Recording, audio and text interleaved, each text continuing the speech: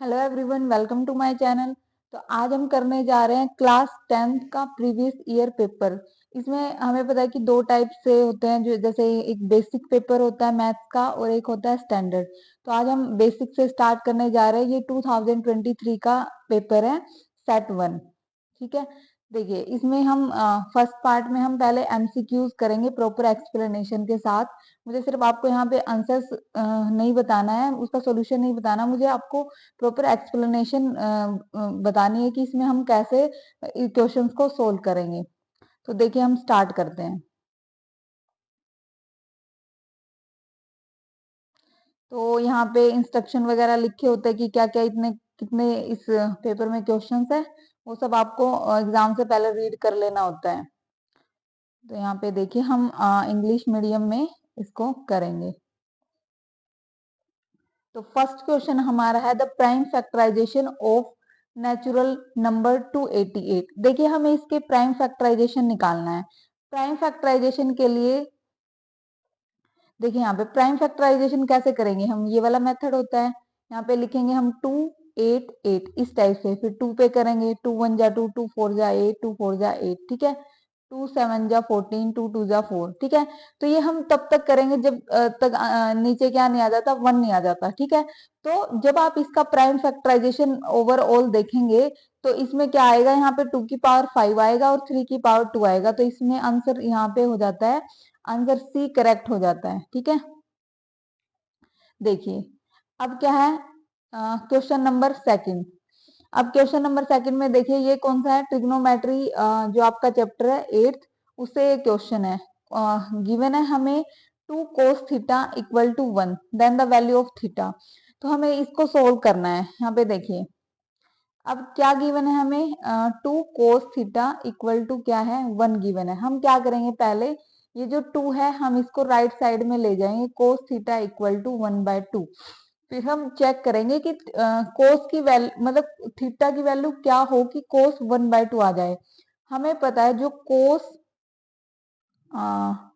60, जो कोस 60 होता है ना, वो कितना होता है, 1/2 होता है, क्योंकि कोस 30 तो √3/2 होता है। तो कोस 60 क्या होता है, 1/2। तो इसका मतलब मैं 1/2 के प्लेस पे यहाँ पे क्या लिख सकती हूँ, मतलब यहाँ पे हमारा आ गया कोस थीटा इक्वल टू कोस 60। 1/2 के प्लेस पे हमने क्या लिख दिया, कोस 60 हमने लिख दिया। कोस से कोस यहाँ पे कैंसिल हो जाएगा, तो थीटा इक्वल टू 60 आ गया। आपको इस टाइप से कर लेना है। ठीक है, तो आप देखें यहाँ पे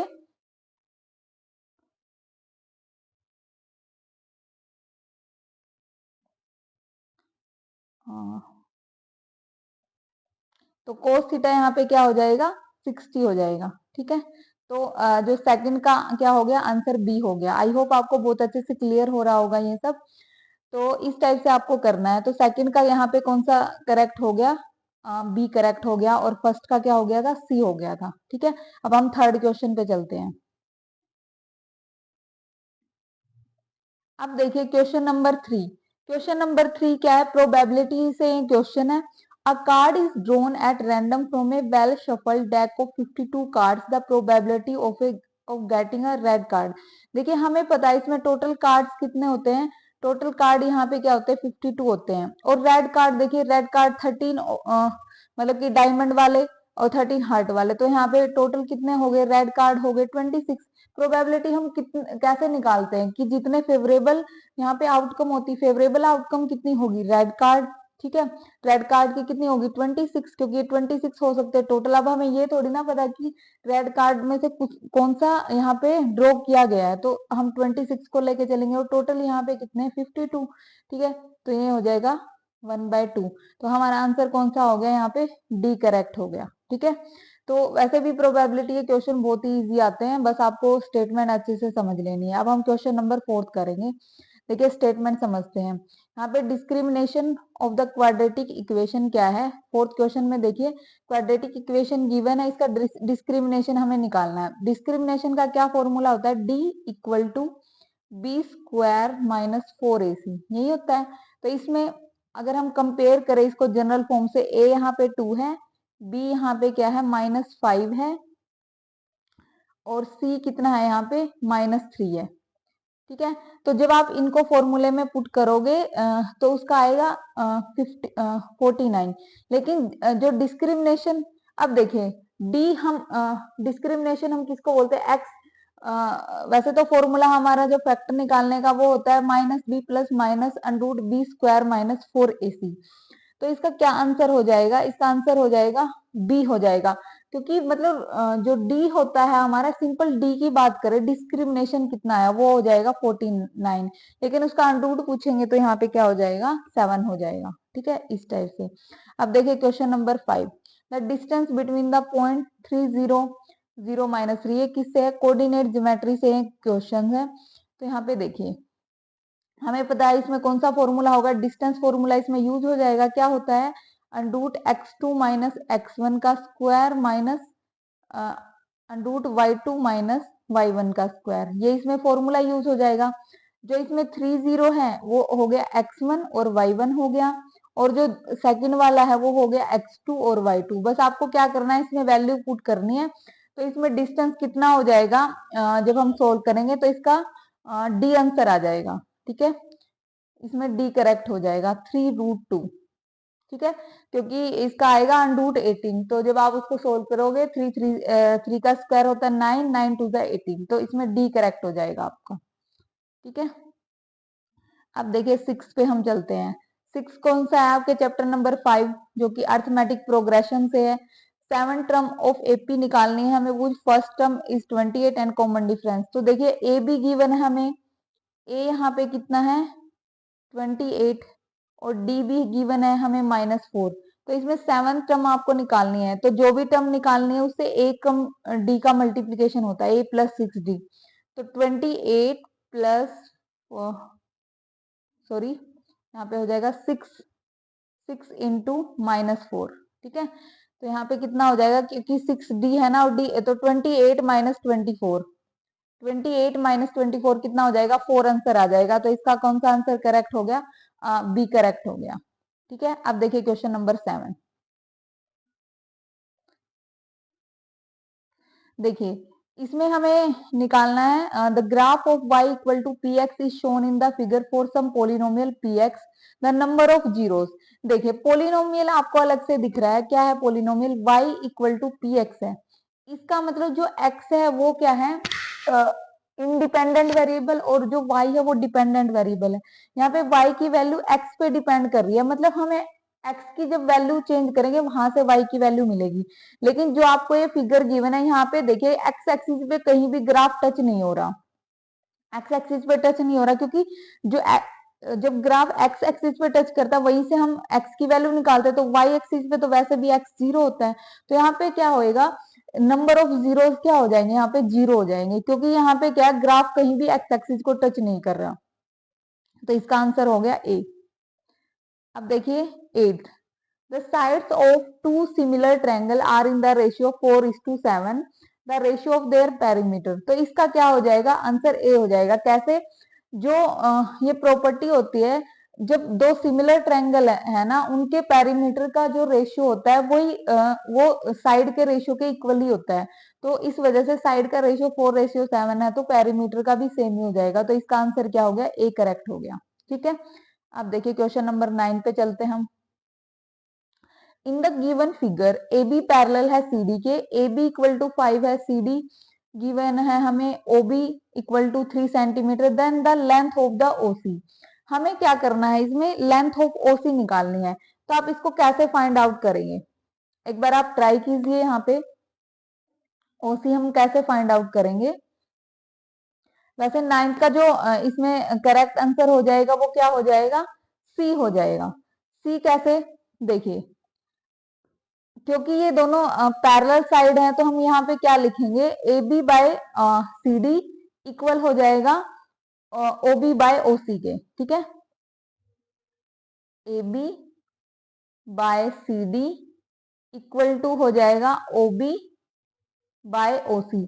या पहले ये करने से पहले भी हम क्या करेंगे, इनको सिमिलर प्रूव करेंगे। ठीक है, पर यहाँ पे ये 1 मार्क्स में है तो हमें इतना नहीं करना। हम क्या करेंगे, वैसे ओरली इसको देख लेंगे कि क्या ये सिमिलर ट्रायंगल बन रहे हैं या नहीं बन रहे। ठीक है, तो अब A B by C D कितना है, 5/2 हो गया, और ये हो गया 3/OC। ठीक है, तो जब आप क्रॉस मल्टीप्लाई करेंगे तो OC यहाँ पे आ जाएगा 6/5।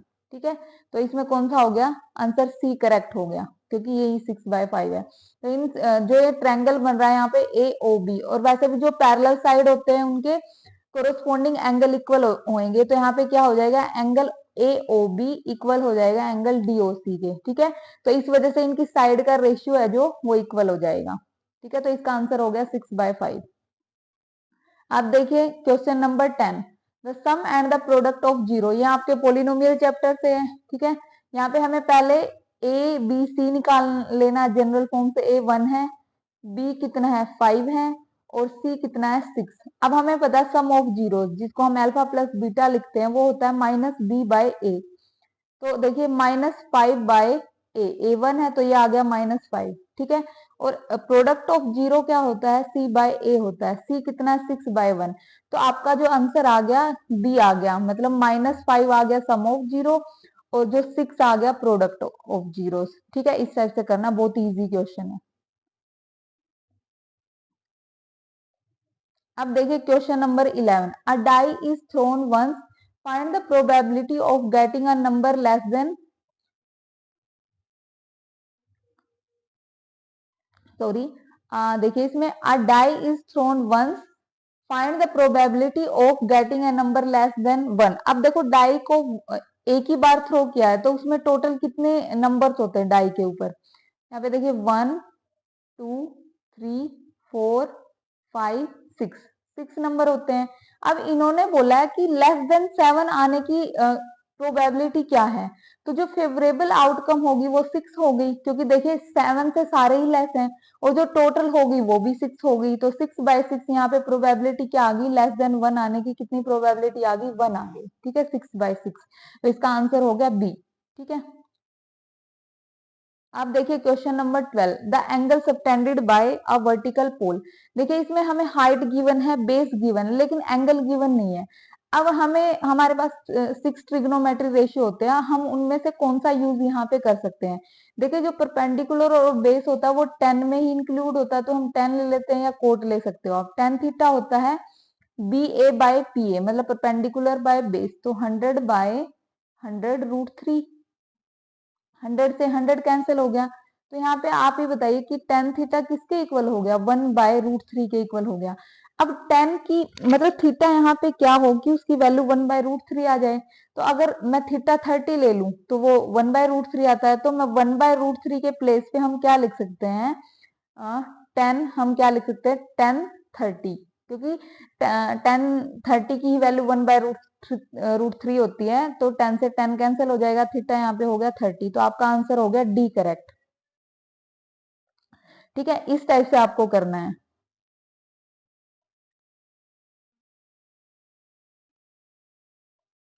तो इसमें थीटा हो जाएगा 30। ठीक है, तो डी आपका करेक्ट हो गया।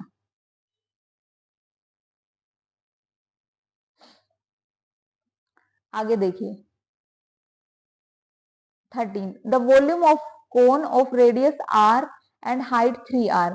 तो इसके लिए आपको फॉर्मूला पता होना चाहिए। वॉल्यूम ऑफ कोन क्या होता है, वॉल्यूम क्या होता है यहाँ पे 1/3 पाई r²h। तो इसमें आपको क्या है, r को तो ये r ही लेना है, r²। अब h कितना लेंगे हम, h हो जाएगा 3r। तो यहाँ पे देखिए 3 से 3 कैंसिल हो गया, तो देखिए r कितने हो गए यहाँ पे, क्यूब, πr³ आ गया यहाँ पे, तो इसका आंसर डी करेक्ट हो गया, πr³ आ जाएगा। अब 14 देखिए, the distance between two parallel tangent of a circle of diameter 7 centimetre. तो देखिए इसके लिए फिगर हम बनाते हैं। जैसे ये सर्कल हो गया, ये इसका एक डायमीटर हो गया, आपको स्ट्रेट बना लेना है, और ये यहाँ पे एक टेंजेंट ये हो गया, ये टेंजेंट हो गया, इन दोनों का डिस्टेंस। तो ये देखिए जो डायमीटर जो है वही तो डिस्टेंस है, तो इसका डायमीटर 7 गिवन है, तो जो टेंजेंट है दोनों, उनका जो डिस्टेंस क्या हो जाएगा, डिस्टेंस बिटवीन पैरेलल टेंजेंट, वो क्या हो जाएगा, 7 सेंटीमीटर ही हो जाएगा। अगर मान लो रेडियस गिवन होती तो वो हो जाता 2r, मतलब कि r से मल्टीप्लाई कर देते, लेकिन यहाँ पे क्या है, डायमीटर ही गिवन है, तो 14 का क्या हो जाएगा, ए हो जाएगा। अब देखिए 15th क्वेश्चन, इसमें क्या है, हमें 2 ट्रायंगल गिवन है, हमें इसमें बताना कि हम इनमें से कौन सा जो क्राइटेरिया यूज करके इनको सिमिलर शो कर सकते हैं। तो यहाँ पे देखिए एंगल तो गिवन है, एक तो एंगल गिवन है, इसका मतलब जो ऑप्शन आएगा उसमें ए तो होना चाहिए, ठीक है, और एंगल एक ही मिलेगा। अब साइड यहाँ पे इक्वल तो बन नहीं रही, यहाँ पे देखिए ए बी पी क्यू कोई इक्वल तो नहीं है, हम इनका रेशियो निकाल के देख लेते हैं, A B by P Q, ठीक है, वो आ रहा है 2.2 बाय 4.4, तो ये आ गया 1/2, ठीक है। थर्ड कौन सी गिवन है, BC, BC by Q R, तो ये रेशियो कितना आ रहा है 3.5 बाय 7, ठीक है, तो 35/70 हो गया एक तरह से, तो ये भी कितना आ गया 1/2, इसका मतलब साइड का रेशियो इक्वल आ रहा है। तो कौन सा क्राइटेरिया हो गया, दो साइड का रेशियो इक्वल है और एक एंगल इक्वल है, तो यहाँ पे आंसर सी करेक्ट हो जाएगा। आई होप आपको बहुत अच्छे से क्लियर हो रहा होगा। अगर कोई डाउट है तो आप कमेंट बॉक्स में कमेंट कर दीजिए, मैं आपको जरूर क्लियर करूंगी। 16 पे चलते हैं हम। क्वेश्चन नंबर 16 देखिए, the large of to supplementary angle exceed the smaller by 18 degree. देखिए पहले तो सप्लीमेंट्री एंगल बोला है, तो इसका मतलब दो एंगल है और उनका सम क्या है 180 है।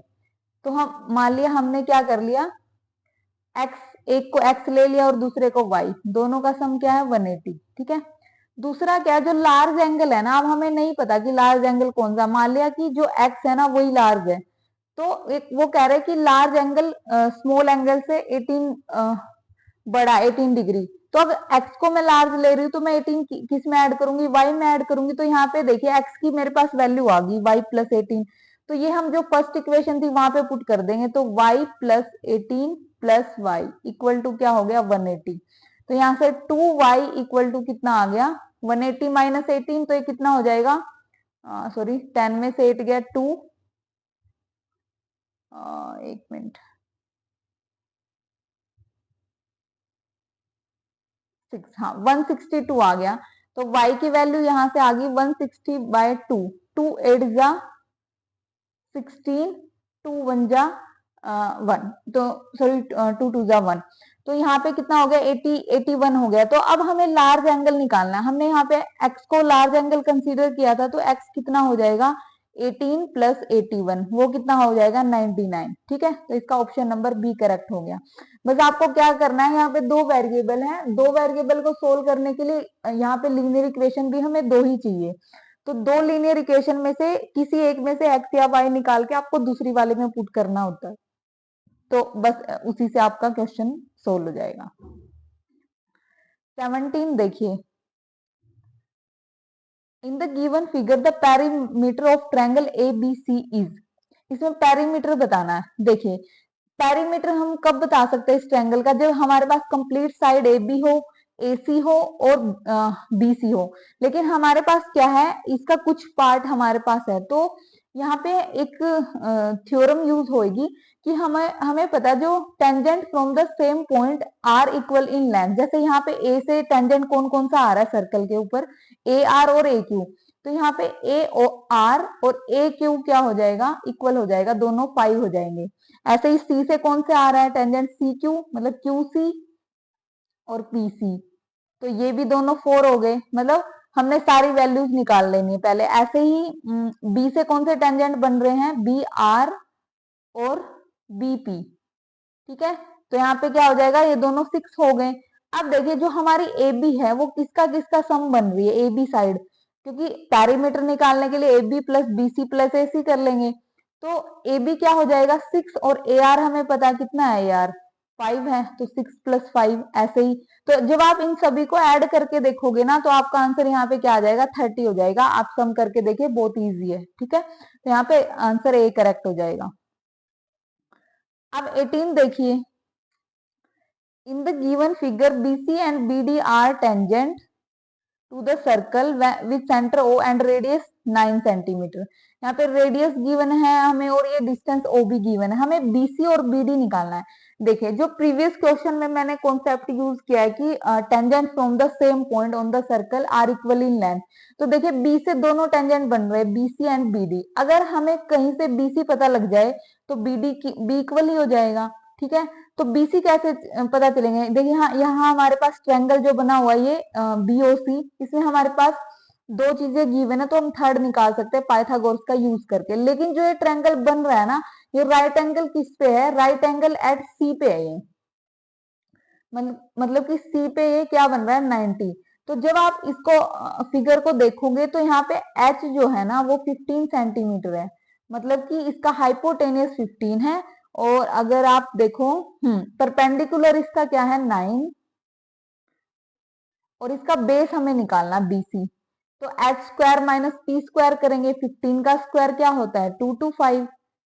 और 9 का स्क्वायर होता है 81। तो कितना आया? 5 में से 1 गया 4, और यहाँ पे हो गया 4 1। देखिए 144 आ गया। तो हमें पता है बीसी कैसे निकलेगा? 144 का अंडर रूट करके 12 निकलेगा। तो अब देखिए बीसी तो हो गया 12, और अगर बीसी 12 है तो बीडी भी 12 ही हुआ ना।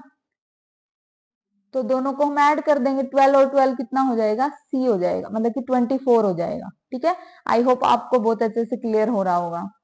अब देखिए क्वेश्चन नंबर सेकंड, ये क्या है? असर्शन एंड रीजन वाला क्वेश्चन है। इसका आपको पहले ये सारे ऑप्शंस देख लेने हैं कि कौन सा ऑप्शन क्या हमें एक्सप्लेन कर रहा है। मतलब कि अगर दोनों ट्रू हो और जो आर है रीजन उसकी बेस्ट एक्सप्लेनेशन हो तो ए होता है। अगर वैसे ट्रू हो दोनों लेकिन रीजन एक्सप्लेन नहीं है तो वो बी होता है। अगर ए ट्रू है और रीजन फॉल्स है तो सी ऑप्शन करेंगे, और अगर ए फॉल्स है और रीजन ट्रू है तो हम डी करेंगे। तो 19 की स्टेटमेंट देखिए, असर्शन क्या है? A tangent of to a circle is perpendicular to the radius. देखिए हमें पता है टेंजेंट किसी भी सर्कल पे वो रेडियस के परपेंडिकुलर होता है। और हमने एक और पॉइंट देखा, the length of tangent drawn from the external point to a circle are equal. ये हमने इसके बेस्ड वही दो क्वेश्चन किए यहाँ पे। तो देखिए ट्रू यहाँ पे दोनों है, लेकिन क्या जो रीजन है ना वो प्रॉपर एक्सप्लेन नहीं कर रहा कि वो परपेंडिकुलर क्यों है। तो इसका मतलब ये कौन सा ऑप्शन इसमें जाएगा? इसका ऑप्शन नंबर क्या हो जाएगा? ऑप्शन बी करेक्ट हो जाएगा। ठीक है, तो मतलब कि असर्शन और रीजन ट्रू है लेकिन वो बेस्ट एक्सप्लेनेशन नहीं है। अब देखिए 20th क्वेश्चन, ये भी असर्शन रीजन वाला है। The system of linear equation 3x plus 5y 4 and is inconsistent. तो इनकंसिस्टेंस हम पहले सोल्व करेंगे तभी पता चलेगा। इनकंसिस्टेंट क्या होता है? जब पैरेलल वाली कंडीशन बन जाए, मतलब कि a1 बाय a2 इक्वल हो जाए b1 बाय b2 के, लेकिन नॉट इक्वल टू हो जाए c1 बाय c2 के। तो जब आप सोल्व करोगे इसमें आपको a1 b1 c1 आपको पता है, तो क्या हो जाएगा? a1 यहाँ पे क्या है? 3 है। हाँ हमें पता है a1 यहाँ पे क्या है? a1 यहाँ पे 3 है, और b1 यहाँ पे 5 है, और c1 यहाँ पे 4 है। इस टाइप से जब आप इसको सोल्व करोगे तो पैरेलल वाली कंडीशन आएगी। अब रीजन में क्या है? The pair of linear equation a1x b1y plus c1, उसमें क्या है? ये जो कंडीशन होती है ये इनकंसिस्टेंट वाली होती है और ये पैरेलल भी बन रही है। ठीक है, तो मतलब असर्शन और रीजन दोनों ट्रू भी हैं, और जो रीजन आर है वो इसको प्रॉपर एक्सप्लेन कर रहा है। तो इसका ऑप्शन नंबर कौन सा हो जाएगा? ए हो जाएगा, मतलब कि दोनों यहाँ पे करेक्ट है। ठीक है, तो यहाँ तक हमने सेक्शन ए कंप्लीट कर लिया जिसमें एमसीक्यूज वगैरह थे। मैंने आपको प्रॉपर एक्सप्लेनेशन के साथ करवाया। अगर फिर भी आपको कोई डाउट रह गया तो कमेंट बॉक्स में कमेंट कीजिए।